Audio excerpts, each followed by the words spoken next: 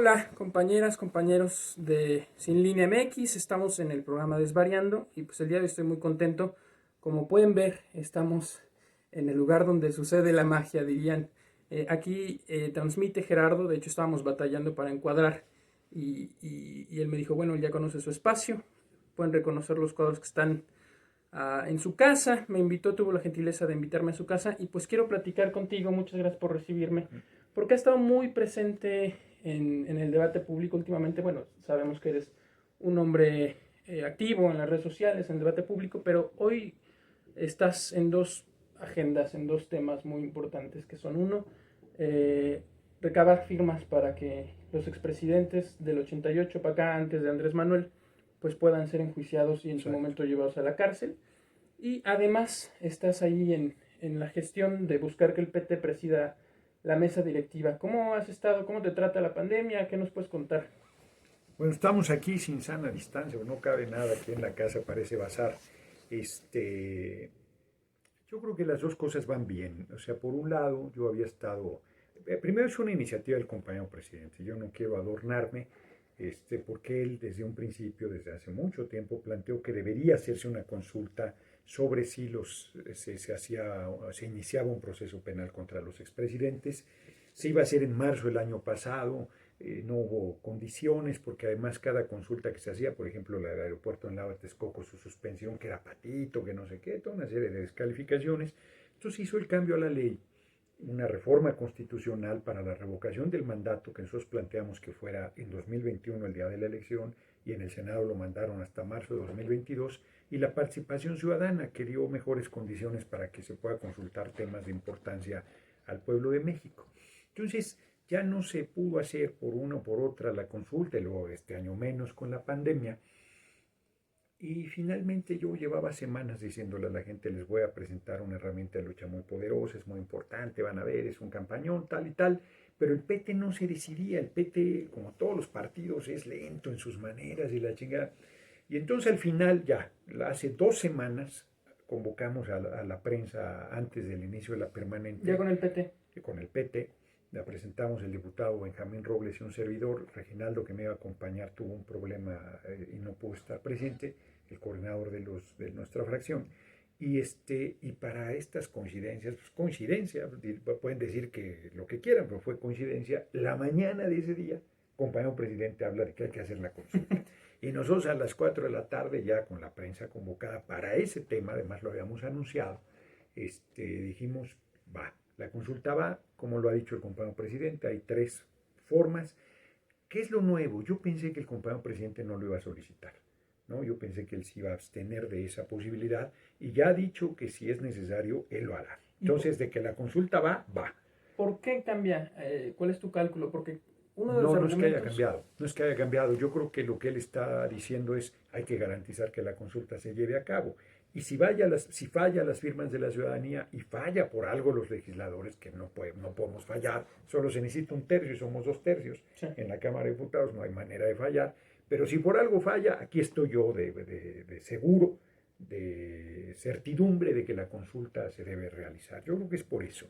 Y para que quede claro que él está de acuerdo en la que la consulta se haga y que no hay ninguna complicidad, porque en la derecha, como es intrigante, ha estado manejando que hay complicidad, que no quiere tocar a los expresidentes. No, lo que él ha dicho es, yo creo que deberíamos darle vuelta a la hoja, que políticamente es abrir otro frente, es un frente muy grande, pero él sabe que es un clamor popular. Una herida. Que se inicie, sí. No puedes acabar con la corrupción sin acabar con la impunidad. E ir sobre los expresidentes es clave.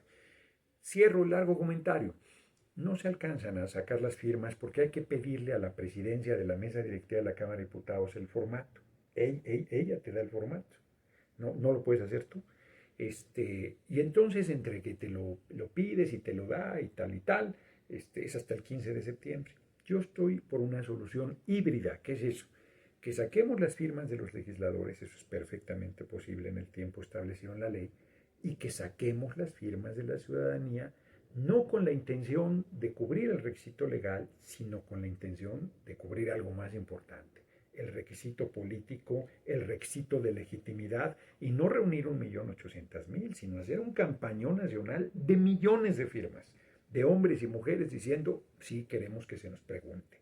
si se inicia, si se promueve proceso judicial contra los expresidentes de 1988 a 2018, incluidos quienes usurparon la presidencia.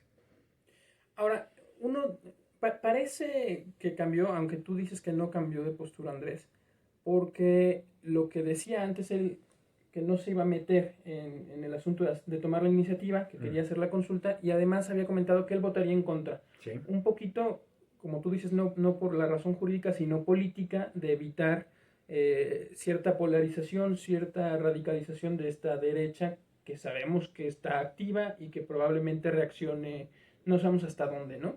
Por eso, concuerdo contigo en que es muy importante cubrir, lo dices muy bien tú, el requisito político de respaldar al presidente en esta iniciativa. ¿Temes alguna especie de reacción de la derecha? ¿Hay algo que veas que hay que prever? Pues, no, bueno, la reacción de la derecha es la de siempre, es golpista. Pues ellos no han cambiado su posición de querer tirar a la mala al gobierno. Tienen la salida de la revocación del mandato que nosotros no la mandamos a 2022. Es más, si quisieran, la hacemos en 2021, el día de la elección, y tuvieron miedo a que apareciera el nombre del compañero presidente en la boleta. Entonces, ellos van a seguir en eso y van a seguir intrigando, denostando, mintiendo. Dicen, sí pueden proceder contra los expresidentes. ¿Tienen elementos? Claro que tenemos elementos. Siguen su carrera delincuencial. Es gravísimo que el presidente de la República, antes del compañero presidente, era el principal delincuente electoral, el principal defraudador, el principal realizador de negocios al cobijo del poder, el principal constructor de redes de soborno, el principal responsable del remate del patrimonio nacional, el principal desmantelador de los derechos surgidos de la Revolución Mexicana en favor del pueblo, el principal traidor al pueblo, para decirlo claro, ¿no? Esto es gravísimo. Y eso no puede quedar impune. Eso sí se tiene que iniciar esos procesos judiciales contra los expresidentes y debe quedar claro que es un reclamo popular. Yo no veo cambio en el compañero presidente porque yo insisto, podría yo adornarme, no, yo vengo planteando esto. No, él lo planteó desde la campaña. No hay cambio en esa posición. Lo que hay es su decisión de decir, no, la consulta va, es democracia, como él dice. El pueblo tiene que decidir sobre ese tema. Yo tengo mi posición política, ya argumenté la razón, pero más él sabe que la gente va a decir, ¿cómo no? Que se inicie proceso judicial, se vayan a la cárcel y regresen lo robado. Ahora bien, la otra hipocresía de la derecha. Si nosotros fuéramos sobre ellos, dirían que es venganza política. Como lo han dicho con Rosario, por ejemplo, Rosario Robles, ¿no? O dirían que estamos presionando al Poder Judicial para que les invente cargos. Bueno, salen los videos de Odebrecht, que es monstruosa la red de corrupción, monstruosa desde el presidente Peña, Videgaray, secretario de Hacienda, instrumentándolo el director de Pemex y exgobernadores actuales del PAN, de Querétaro, de Tamaulipas, el excandidato a la presidencia de la coalición de los paneaguados, Movimiento Paneaguado y Forever 21 antes del PRD, Anaya, Meade, el candidato del PRI. No, es terrible. Y sacan un video de un familiar del compañero presidente para decir son iguales y para tratar de detenerlo y para decir no vas a poder. No, pues claro que va a poder, o sea, no vamos a darle marcha atrás a esto. Y esta es la gran batalla con el viejo régimen, es la gran batalla. Si nosotros logramos, y lo vamos a hacer, que se haga la consulta y se inicien los procesos judiciales contra los expresidentes, la gente va a decir, son de veras. Valió la pena. Sí, valió la pena. Y además, pues es con el respaldo del pueblo, porque sin ese respaldo no vas a ningún lado. Es el pueblo el que está exigiendo y es el pueblo el que va a lograr que esto se haga realidad y la gente va a poder decir, en esa elección de 2021 yo contribuí con mi voto para acabar con la impunidad brutal que existía en el país. Hablabas de Peña Nieto y le dedicaste mucho tiempo a Peña Nieto, pero me parece que es aún más grave la actitud política y la corrupción de Calderón, hablando de la guerra famosa contra el narcotráfico, que después resultamos que no fue sino con el narcotráfico. Sí, bueno, estábamos hablando de Odebrecht, que también está implicado ahí, quien usurpó la presidencia, no fue presidente, el comandante Borolas, alias Felipe el Sagrado Corazón de Jesús Calderón Hinojosa. No, lo de él es de una monstruosidad absoluta. Él se robó la presidencia, hizo un fraude electoral, bañó en sangre al país diciendo que era una guerra contra el narco, para aliarse al Chapo Guzmán. O sea, de una perversidad inaudita. O sea, Peña es un traidor de rematador del patrimonio nacional. Calderón es un perverso. O sea, Calderón, además parece que el tipo está con un nivel de enfermedad que yo creo que disocia. Nomás porque le dijeron, yo le decía borracho y lo volvía loco. Luego el compañero presidente le dijo de comandante Borolas y se volvió lo que sigue de loco. Y ahora, con pequeño acomplejado, ya de plano se acabó de desquiciar. ¿Cómo puede ser posible que tú le digas asesino, criminal, genocida, vendepatrias, usurpador y todo eso? Y Y como ver llover. Y que le digas pequeño acomplejado y se vuelva loco. Bueno, esto te demuestra que el tipo no está, él de verdad sí no está en sus cabales. Yo creo que es verdaderamente un psicópata, es un tipo peligroso, por supuesto que debe ir a la cárcel. ¿Qué tan peligroso? No, muy. Bueno, yo creo que disputa, y es mucho decir, con Carlos Salinas, el nivel de peligrosidad. Son delincuentes peligrosísimos. Yo no soy autoridad judicial, pero por supuesto puedo decir, son presuntos delincuentes. No, hombre, son criminales de un nivel de peligrosidad absoluta. Y no se tientan el corazón. A ver, cuando el compañero presidente dice hay que quitar el fuero, pues claro que no, hombre, es suicida, es una irresponsabilidad. Pues si no está todo lo que le están inventando, la presidenta de la Cámara que sale lo acusó de fraude a la Constitución, de militarizar el país.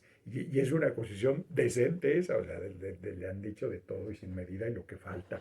No, debe tener protección porque él y cualquiera que sea presidente o presidenta, no puedes, no debes vulnerar a una responsabilidad tan importante dejándola en manos de un juez cualquiera que por dinero te dicta una orden de aprehensión y te lo quita el camino. Entonces, no, claro que Calderón y Salinas y Fox han hecho, no, si supieras la fortuna personal que tienen, siguen delinquiendo. Ahora sí que mis fuentes de información me acreditan que los tipos traen un nivel de gasto inmensamente superior a sus ingresos. ¿Están gastando para seguir con la campaña? No, eso aparte, eso es obvio. No, traen Sus lujos personales. traen un nivel de ingreso por las cosas que hicieron en contra del país y los beneficios que ellos obtuvieron, pero multimillonarios sin exagerar. Estamos viviendo muchas cosas. El país, desde que inició el presidente, entró, bueno, tú sabes que él tomó el cargo de facto desde que ganó la presidencia, ¿no? Y empezó Sí, desplazó a prácticamente, Peña, sí, lo de los eclipsó. medios, de sus Sí, reuniones diplomáticas, etcétera. Y el presidente lleva un ritmo impresionante. avasallador.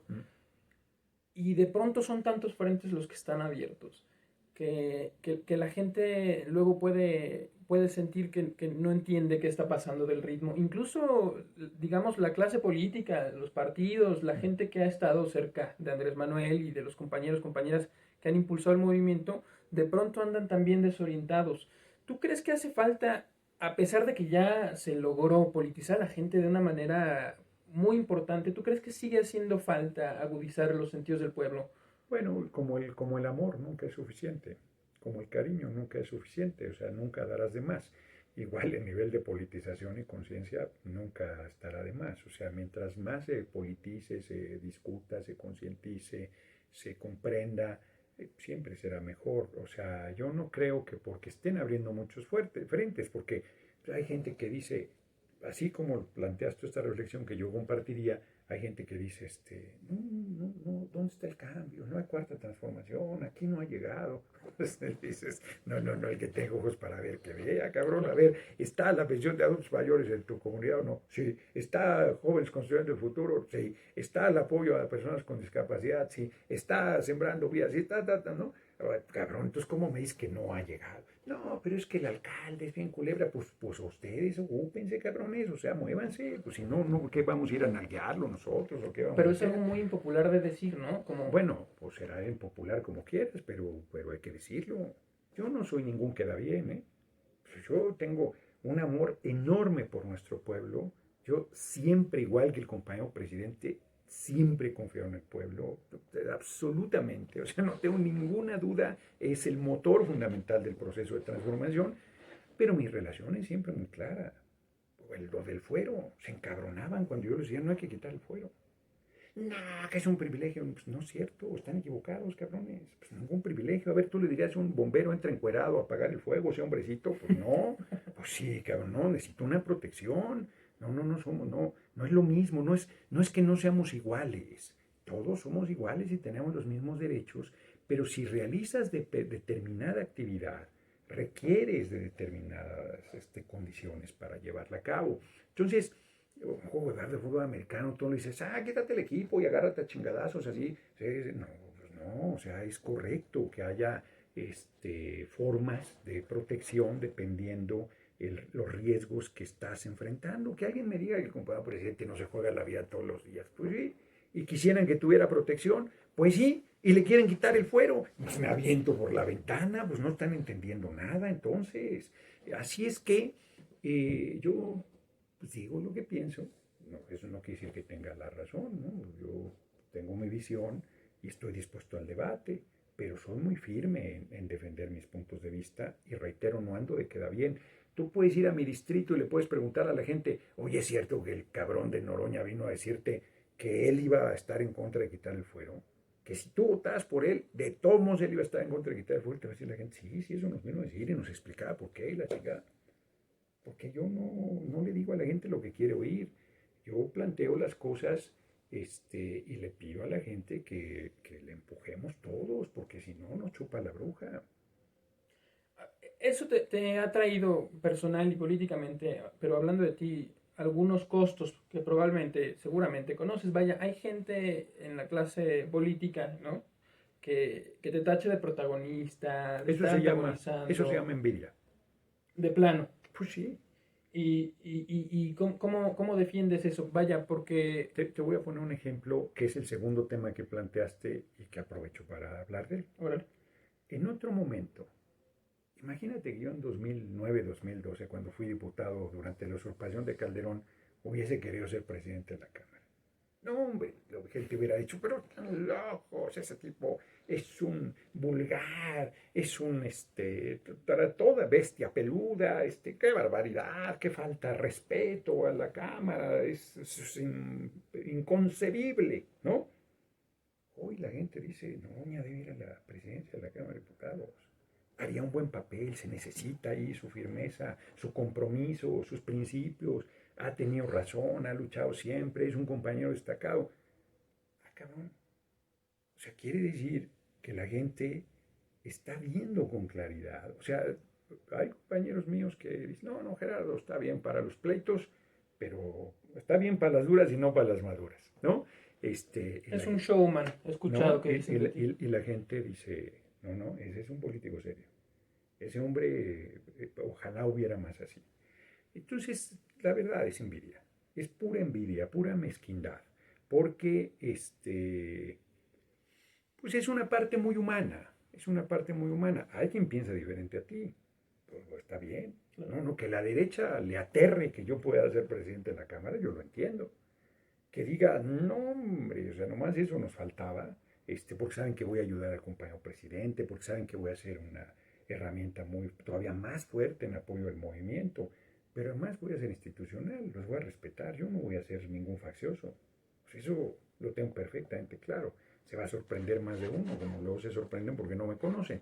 Pero compañeros míos que descalifiquen, pues es incorrecto. Es incorrecto, es como en esta disputa que hay por Morena. Que digan, Mario Delgado es un traidor. Pues, o sea, ustedes saben que no es cierto.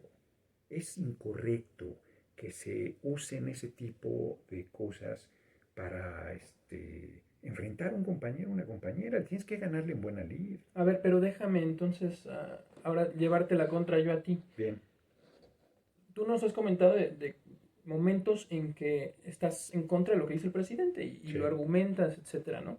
El presidente ha dicho, lo platicamos alguna vez en Twitter, de hecho, que él está a favor de la encuesta y lo sugirió en una reunión en que tú estuviste, ¿no? Y marcó distancia, dijo, yo solamente lo sugiero, pero no me va a meter más. Sí. Después hizo algunos comentarios al respecto. Y hay quienes, sin defender una campaña negra contra ningún contendiente, pero hay quienes argumentan, y me parece con razón, que si el estatuto de Morena es claro y prevé una forma para elegir a la dirigencia, pues debería respetarse. Además, para decirlo concretamente, si tú eliges mediante el proceso de asambleas locales, estatales, nacionales, pues estás privilegiando un cierto tipo de perfil que es más cercano a la gente, y la encuesta muy probablemente lo que hace es mediatizar el asunto, es decir, elevar la elección a una esfera de medios de comunicación, de capacidad de redes y no necesariamente de trabajo político. ¿Te parece correcto entonces, por decirlo así, colgarse o escudarse detrás de lo que recomendó alguna vez el presidente para promover un asunto como la intromisión del tribunal en la vida de un partido? Bueno, pues si el estatuto de Morena dice otra cosa, lo hubieran hecho y no hubieran llegado hasta ahora. Son 2 años y no Sí, pueden sí, resolver sí, su sí. dirigencia. Y ahí están todos los O aspirantes sea, ahí metidos. pues es una irresponsabilidad colectiva. Y luego se enojan. A ver, cuando a Ramírez Cuellar el tribunal lo designa presidente, aplauden. Y cuando le dice, oye, pues tú tenías que elegir, y como no lo hiciste, entonces la encuesta la va a hacer el INE, se enojan. No, bueno, simplemente uno nunca debió permitir que hubiera esa intromisión del tribunal. Entonces, yo lo que creo es, alguien dice, no, que Mario Delgado está aprovechando la Cámara de Diputados. O sea, y nuestra compañera Berta Luján está aprovechando el legítimo trabajo que ha hecho al interior de la estructura de Morena. Y Jacob Poleski no está aprovechando el trabajo que ha hecho legítimamente. Y Alfonso Ramírez no está aprovechando que es presidente interino y se quiere quedar. Pues es legítimo. O sea, me parece que esas descalificaciones no caben. Y me parece, que lo voy a plantear en mi propio interés. Yo ya dije que quiero ser, en su momento, relevo del compañero presidente. Yo nunca lo he negado. Y yo creo que a mí me convendría una elección primaria. Eso es lo que yo creo. Y falta mucho. Y mientras más nos acerquemos, estoy más seguro que me va a convenir una elección primaria. Porque te van a hacer un cerco en los medios, etcétera. Y por 350 razones, ¿no? Y creo que no habremos madurado democráticamente lo suficiente como para que podamos hacer una elección primaria. Y que tendrá que resolverse por una encuesta. Yo tengo muy mala experiencia con las encuestas. Muy mala experiencia. A mí, cuando quise ser jefe de gobierno en 2012, me mandaron al quinto lugar. No solo a Mancera, abajo de Barrales, abajo de Joel Ortega, abajo de... Bueno, un cuarto porque se había retirado Navarrete, si no me hubieran mandado abajo de Navarrete, ¿no? Cuando quise ser senador por el movimiento, yo pensé que ese iba a ser mi camino. El Morena, el Consejo del Distrito Federal de Morena, eligió a Batres, a Batis y a un servidor para la terna. Y cuando dieron a conocer la Pehovsky, les digo yo, pues yo iba con bastante confianza. Y me mandaron al tercer lugar. Yo me burlo y les digo, me mandaron al quinto lugar y éramos 3. Y yo dije, bueno, pues no quieren que sea candidato, pues no soy. Y de todos modos voy a apoyar al compañero presidente. Y luego hicieron la encuesta del Distrito Cuarto y resulté que era el más popular del universo. Bueno, las encuestas pues tienen ese problema y las elecciones primarias tienen otros problemas y cada forma tiene determinados problemas. Pero si tú quieres ser dirigente nacional de Morena y no tienes la presencia pública suficiente para que en una encuesta abierta digan que tú debes ser el dirigente, quiere decir que has hecho trabajo adentro pero no fuera, o que has hecho trabajo fuera y a lo mejor adentro no tanto, pero pues que la gente te ve bien para presidir. Yo no sé si Mario Delgado va a ser el dirigente. Yo creo que tiene buenas posibilidades. Y yo creo que le hizo mucho daño lo de los consejeros electorales. Yo creo que ahí salió bien, pero lo tuvimos que enderezar porque iba muy mal. Y yo creo que si no resolvemos bien lo de la presidencia de la mesa directiva, y me refiero concretamente a que el PRI no puede proceder, no puede presidir bajo ninguna circunstancia. Si no resolvemos bien eso, se le iría la oportunidad a Mario de la presidencia y yo creo que él ya lo tiene claro. Creo que finalmente está tomando cartas en el asunto para que reunifiquemos la coalición, juntos haremos historia. Y entiendo, hombre, entiendo las descalificaciones internas. Yo vengo del PRD, entonces lo feroz. Decía Winston Churchill, que era de derecha, que hay 3 tipos de enemigos: los enemigos a secas, los enemigos a muerte y los compañeros de partido. Entonces sé perfectamente lo duras que pueden ser esas guerras internas, Pero creo que tenemos que alzar la mira, porque están queriendo tirar al compañero presidente y nosotros no podemos ponernos de acuerdo con esto. Imagínate que lo tiraran. No, se acaban, se acaban. No puede ser. Es una irresponsabilidad colectiva. Primero, no debemos permitir que eso pase. Y debemos tener la fuerza suficiente para revertir una cosa de esa naturaleza si se diera. Y eso es con el pueblo, con la organización y alzando la mira. Pero si yo, no, es que el Rodrigo es un joven demasiado protagónico, ya anda y la chingada, ¿no? Es, Saludos a la UNAM. madre, cabrón, exacto, ¿no? Entonces, pues, bueno, relájense, cabrones, reconozcámosle. Hay un libro muy bueno que se llama La conjura de los necios, de John Kennedy Toole, y plantea, no me acuerdo qué pensador, que dice, es muy fácil saber cuándo ha nacido un genio. Todos los necios se conjuran inmediatamente en su contra. ¿Qué es esto que te digo? La envidia en realidad. Y es una parte muy humana, pero que tenemos que superar. Si estamos construyendo una nueva sociedad, tenemos que nuestras partes negativas, que todos los tenemos. A mí me preguntó, ¿tú no has sentido envidia? Pues claro que sí, hombre. O sea, tú no has sido mezquino. Pues por supuesto, hombre. Mismo que es una pasión muy humana, pero tenemos que trascenderla, tenemos que superarla, porque si no, está cabrón. Y en el peor de los escenarios, pues lidiar con eso y resolverlo. Si alguien es mezquino, pues no hay que comportarnos todos de manera mezquina, sino hay que decir, bueno, pues a ver, bueno, pues las condiciones se están dando para que este compañero, esta compañera le toque esta responsabilidad, pues apoyémoslo. No me gusta mucho, no me gusta nada, me gusta poco, bueno, pues así es la vida. No es pragmatismo, es de repente que tenemos que ayudar. Claro, y bueno, a lo mejor cierto grado de pragmatismo si lo ves en que tenemos que evitar que la derecha vuelva a tomar el poder, porque además ellos están siendo perfectamente pragmáticos en organizarse en contra del presidente. Y unitarios. Sí, sí, sí, sí, van Yo de cerrando repente hay filas. debates en la Cámara. Hay debates que simplemente digo, no, no hay ninguna concesión porque creo que es un error, como es el caso del fuero. Pero hay muchos otros donde de repente yo tengo una impresión y oigo a la derecha diciendo chingaderas y digo, no voy a decir nada. No voy a decir nada porque yo no les voy a hacer el caldo gordo, no voy a coincidir con ellos, no, de ninguna manera, no. Vaya, están diciendo cosas tan brutales que ni siquiera les contestas para no No, darles no, no, foro. no, no, no, no, no, yo les respondo todas. No, alguna preocupación que plantean, Mm. yo puedo tenerla, pero sé que su amor no es sincero. Y entonces yo digo, no, mi amor, mando de otra manera la preocupación, la comunicación. Yo tengo, cada quien tenemos nuestras formas y bueno, hago llegar mi preocupación y tan, ¿no? Pero no hago nada, trato de no hacer nada que fortalezca posiciones de la derecha. Para regresar un poquito a un personaje que tocaste, porque me parece que podemos relacionarlo. Hablaste muy brevemente de Rosario Robles, Sí, que sabemos vendió al presidente y quiso hacer, bueno, se sumó a la campaña de videoescándalos, para dejarlo sí, claro, o sea, el y desafuero. la historia la puso en su lugar, Sí. ¿no? Y ahora está en su lugar. Pero hablabas de sentimientos como la envidia, de esta inmadurez política, tú hablabas de eso también, y Rosario Robles puede ser un buen ejemplo de ambas, ¿no? De ambición y de mezquindad, porque ella pudo haber sido gobernadora del Estado de México, la tenía hecha. Hay gente que señala que hay Rosarios Robles en Morena hoy, o en el movimiento, no Puede necesariamente ser, el partido. puede ser. ¿Cómo nos cuidamos de ellos? Mira, yo creo que como decía José Martí, la mejor manera de decir es haciendo. Y la forma en que uno puede obligar a los otros a que hagan las cosas bien es haciéndolas bien uno. Pues es la única manera. O sea, yo en el PRD iba a contracorriente toda la vida. Y simplemente aposté al principio siempre.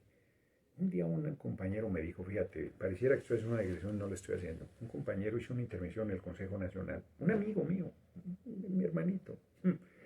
Y cuando llegué a mi lugar me dijo, pinche Gerardo, estás muy cabrón. Van a hacer una película de tu vida, me dice. Y le digo, sí, cabrón. Y me dice, no, güey, pero no va a ser como tú crees. Nosotros te vamos a matar, güey. No digas pendejadas. Un hermanito mío. No digas pendejadas, hombre. Oh, sí, cabrón. Es que, a ver, yo que te quiero, cabrón, te veo actuar y digo, ¿por qué no lo hago yo? pues yo sé por qué no lo hago. Entonces me dan ganas de desaparecerte, cabrón. O sea, nos exhibes horrible. Con toda tu determinación, demuestras que todo lo que nosotros decimos son puras justificaciones para no hacer las cosas. O sea, cuando uno le apuesta en serio a las cosas, como un presidente se juega la vida, hombre, pues tú no puedes hacer menos que eso. Si de verdad estás comprometido, no puedes hacer menos que eso. Y si tú juegas en esa línea, pues todo el que se está haciendo güey de repente dice, mira, se está haciendo bien pendejo, ¿no? Y se va quedando solo. Pero si tú juegas a la simulación, al acomodo, a la chingada, a la política, a lo políticamente correcto y tal, pues contribuyes a que siga haciéndose esa atmósfera de intriga, de descalificación, porque no es un asunto de, a ver, ¿quién califica? ¿Quién dice aquí están los buenos y acá están los malos? ¿Quién reparte los certificados de buena conducta? ¿Quién es? Pues no, cabrón, se hace política con lo que se tiene, con hombres y mujeres de carne y hueso, y yo estoy convencido, absolutamente convencido, que la política tiene la enorme virtud de lograr sacar lo mejor de la gente, aún de un canalla, aún de un canalla. Yo recomiendo mucho, por ejemplo, un libro que se llama Radiografía de un instante de Javier Cercas, y demuestra cómo un canalla como ay cabrón, Suárez, Adolfo Suárez, del franquismo, desmanteló el franquismo junto con el líder del Partido Comunista. Volvió en sí hizo una actitud muy valiente, cuando hubo un intento de golpe de Estado en España, ya que estaba en tránsito la democracia, esta democracia tan endeble y todo, pero democracia al fin y al cabo, que se vive en España con una monarquía y la chingada y tal. Y entonces cuenta en un momento una anécdota buenísima de un pícaro en la Segunda Guerra Mundial. Alemania e Italia eran aliados, y había un pícaro, Alemania invade, se harta de la incompetencia de Italia, invade Italia, y todos los italianos que son como son se rebelan contra la invasión. Y el líder de la resistencia era un general de la Roveri, y lo matan en un retén militar, lo matan, y cuando se dan cuenta se jalan los pelos porque no servía más vivo. Y hay un pícaro igualito al general de la Rovere, no me extiendo mucho en la anécdota, y lo meten a la cárcel, lo hacen pasar por el general de la Rovere, y el tipo se va creyendo el papel, hasta que un día en un bombardeo que hay cerca de la cárcel, todo el mundo corre y él se queda en medio gritando, no corran, cobardes, que sepan que en Italia hay valientes, que estamos comprometidos con el pueblo y la chica. Detienen a 10 dirigentes de la resistencia y quieren saber cuál es el líder. Y dicen, está muy fácil, mandémoslo a la celda del falso general de la Rovere, y ahí le van a decir, y luego le decimos que todo lo que quiera nos diga quién es y lo sacamos. Y efectivamente van y se le cuadran y le dicen quién es el líder de la resistencia. Y entonces el alcalde llama al falso general de la Rovere y le dice, ¿quién es? Porque le dicen, lana, mujeres, te vas, ya, vamos, ¿no? Y él, en vez de decirle quién es, le da una carta para la esposa del general de la Rovere y una carta para la hija del general de la Rovere, diciéndoles que va a morir por la patria, y lo fusilan. O sea, ¿por qué cuento yo esta anécdota? Porque hasta el más canalla puede en un momento dado dar lo mejor de sí. Y me parece que nosotros debemos empeñarnos en ese sentido, y la única manera de hacerlo es con el ejemplo, no hay otra forma. En psicoanálisis coincide mucho tu historia. Dicen que más importante que lo que hay dentro y detrás de la máscara es la máscara misma que adoptas, ¿no? Vaya, como diciendo un poco, de pronto te involucras tanto, ¿no? Dejas de medir los riesgos, dejas de calcular y tomas acción real, y entonces, pues bueno, ya no hay marcha atrás. Y a veces se siente que estamos en este momento, un momento así, ¿no? En la política, donde lo nuevo no acaba de nacer, lo viejo no acaba de morir. Exacto. Y todo está en cuestionamiento, está en peligro, y también hay inmensas posibilidades de lograr cosas maravillosas, ¿no? Ya lo logramos. La hazaña del 1 de julio del 2018 es eso, una hazaña. Le robaron la presidencia en 2006, en 2012 otra vez. Y el cabrón se repone y casi lo mata un infarto, y velo dónde está. Con una hazaña popular enorme. No, eso es una hazaña. Y las que faltan son más grandes, y las vamos a llevar a cabo. Y las vamos a llevar a cabo porque él tiene razón, el compañero presidente, cuando dice, estamos frente a uno de los pueblos más politizados del mundo. Y no es una cosa de máscara, sino el pueblo se hartó. Y el pueblo es un pueblo, por más que se burle la derecha, y si el pueblo bueno, no, nuestro pueblo es cabrón. Nuestro pueblo es un pueblo cabrón. Y cuando digo cabrón, es que es un pueblo bravo, que es un pueblo con carácter, que es un pueblo ladino a veces, que es un pueblo largo, que es un pueblo que ha resistido un montón, y es un pueblo de lucha. Y Todas esas condiciones dan para que hagamos una transformación poderosísima en este país, porque además pues tenemos un liderazgo excepcional. O sea, el compañero presidente, yo lo vi en el discurso del desafuero y dije, ese es su mejor discurso, qué chingón es, qué grande es el cabrón. No, hombre, en la presidencia no deja de crecer, cabrón, no deja de crecer. Es muy impresionante. O sea, quien tenga ojos para ver que vea, le pueden regatear todo lo que quieran, pero ese hombre todos los días se esfuerza por dar lo mejor de sí. No tendría razón. Aparentemente no tendría razón. Y sin embargo el tipo lo hace todos los días. Bueno, pues es una chingonería. Y luego el pueblo motivado, y luego el pueblo comprometido, y luego el pueblo con conciencia, con todas las dificultades. No estoy idealizando nada. Todo proceso de revolucionario es muy difícil, con contradicciones, con problemas, con obstáculos, con divisiones, con traiciones. Bueno, pues eso es consustancial, es parte. Pero creo que somos muy privilegiados y que estamos en un proceso de transformación importantísimo. No puede que no se dé cuenta, pero estamos en eso. ¿Te preocupa, te quita el sueño qué pasa en Estados Unidos? Lo pregunto porque Mm. me acuerdo de lo que dijiste hace un momento, de los canallas, ¿no? Que pueden hacer cosas increíbles.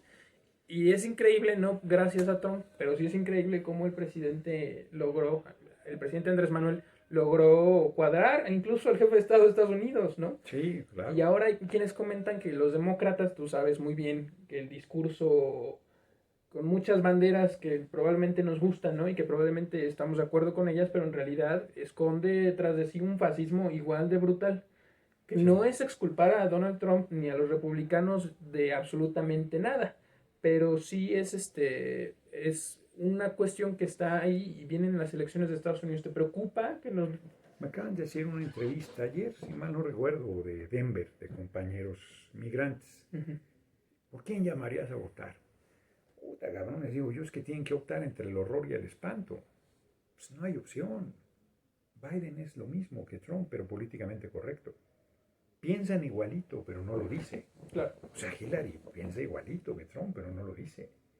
Y a nosotros nos ha ido de la rechingada con los demócratas. No estoy diciendo que quiero que gane Trump.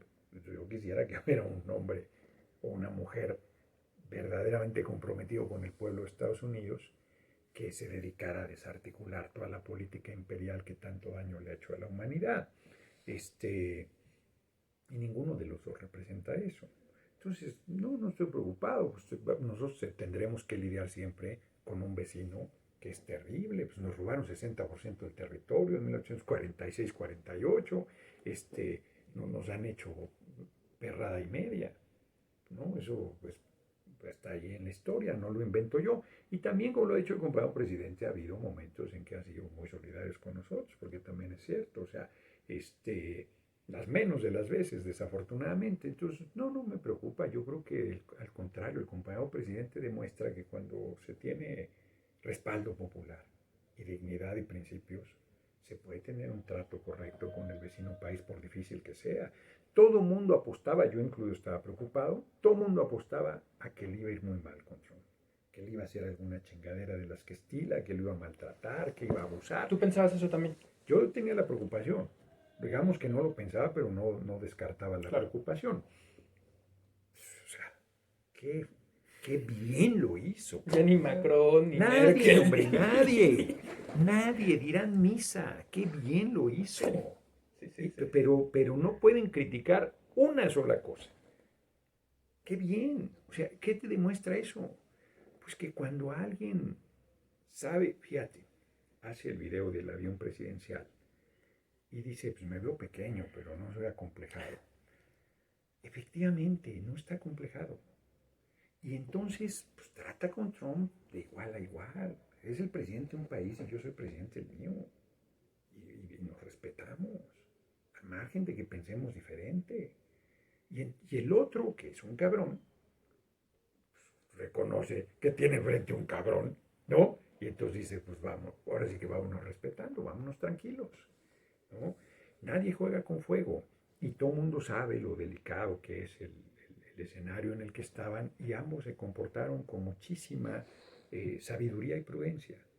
Y ambos, como el presidente lo tiene de sobra, Y Trump también, porque Trump es una bestia peluda y le hacen la fama de bestia peluda, pero exageran y no le reconocen que no podría estar donde está si fuera lo que dicen que es. Me explico. O sea, por supuesto que es racista, por supuesto que es misógino, por supuesto, estas cosas lo es. Pero el tipo no es ningún tonto, exacto. O sea, es un político. Es un político que hizo la hazaña de ganarles desde fuera del sistema la presidencia de la República. Parecido a Andrés un poco, ¿no? Diferente, porque Trump lo hizo de fuera a fuera. Y el compañero presidente, pues finalmente fue presidente del PRD, tuvo militancia en el PRI originalmente, es un hombre que tiene formación partidaria. No es el caso de Trump, él es de fuera a fuera. Ya había Es estado como en se Demócrata. dice, es como se dice, sí, pero digamos que sí es un outsider, como se dice en inglés, ¿no? Sí es un jugador de fuera, fuera, fuera, ¿no? Ahora, sucede una paradoja Mm. que podemos describir así. Al mismo tiempo que México y Estados Unidos, de jefe de Estado, tienen una gran relación, México también está tomando decisiones que contravienen muy fuerte al interés de al menos los sectores más poderosos y más reaccionarios en Estados Unidos, Sí. hablando de América Latina en específico. Pasó el golpe de Estado en Bolivia, Andrés Manuel ha tomado la postura correcta y Marcelo Ebrard ha conducido muy bien el asunto, tanto en Bolivia como en países como Venezuela, y seguramente América Latina ve en Morena, en México, en la Cuarta Transformación, en los compañeros y las compañeras, una gran esperanza. Y un gran faro, ¿no? Ahora con Argentina, que también pues ganó un compañero progresista como Alberto Fernández, también se une a este eje progresista. Pero están batallando, yo lo siento así, muchos compañeros, porque también he platicado con compañeros, compañeras de movimientos sociales, sobre todo de Bolivia, de Venezuela, y se está viviendo una época de dificultades. China y Rusia, por ejemplo, tienen intereses en aumentar su presencia en América Latina, y Andrés Manuel ha dicho que él viajaría a China. Yo te conecto ambas potencias con América Latina porque sé que además tú has viajado a China y que has hablado del desarrollo ahí en China, que es el Partido Comunista, que no necesariamente es tan comunista, etcétera. ¿Cómo ves la geopolítica? ¿Qué papel juega México ahí? Y ves que pronto haya cambios sociales importantes en América Latina. Compañero presidente maneja la tesis y cada vez demuestra tener razón en ello de que la mejor política exterior es la política interior.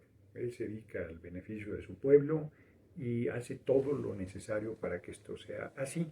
Y quienes desde fuera sean aliados en esa lógica, pues son aliados.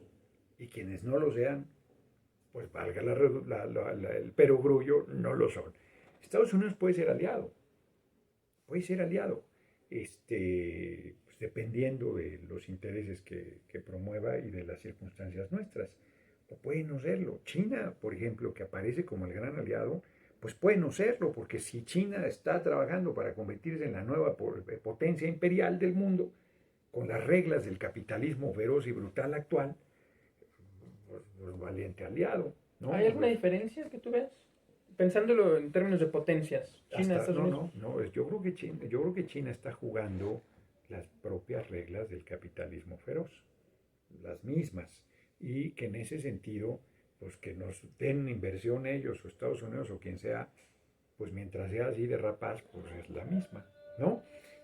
Ahora, se requiere inversión, estamos en un momento de desarrollo económico que seguimos en este sistema, entonces por eso te digo que todo, ahora sí que todo es relativo. China tiene una parte muy valiosa que parece, hay quien sostiene que lo tomó en la experiencia mexicana de la economía mixta, porque ellos han logrado una inversión fuerte del exterior que sí se ve reflejada en los niveles de vida de su población. O sea, eso es real. Yo visité China hace 12 años y la que acabo de visitar hace un año o dos, ya no sé, me sorprendió. O sea, es evidente la mejoría de las condiciones de vida del pueblo chino. Es evidente. Un sistema político autoritarísimo, un capitalismo a todo lo que da, ¿no?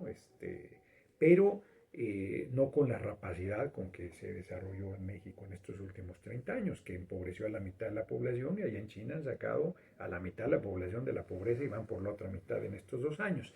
Entonces, Yo creo que son nuestros aliados quienes nos ayuden en nuestra visión estratégica de lograr una autonomía en la producción de lo que el país necesita, ¿no? En convertirnos en autosuficientes en materia alimentaria, en materia industrial, y que se puedan hacer acuerdos en ese sentido, que las inversiones pues, sean rentables para ellos y luego te dejen la estructura para que tú puedas pues, tomar tu propio camino.